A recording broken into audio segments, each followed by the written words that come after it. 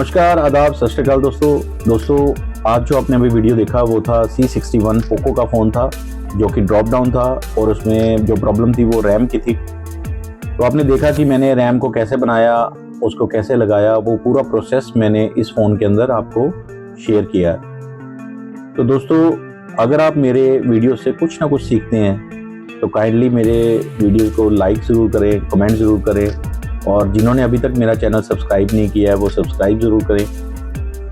दोस्तों, मैं अपनी नॉलेज को आपके साथ शेयर करता हूं, तो उससे बेटर मेरे लिए ऑप्शन नहीं है कि मैं आपको कैसे सिखा पाऊं। कुछ लोग मेरे वीडियो से सीख भी रहे होंगे और कुछ लोग सीखना भी चाहते हैं। अगर आप मेरे पास ऑफलाइन सीखना चाहते हैं तो मेरे बैच अभी रन हो रहे हैं, तो आप मेरे साथ नए बैच में आप एनरोल कर सकते हैं। मैं आपको ऑफलाइन भी सिखा सकता हूँ।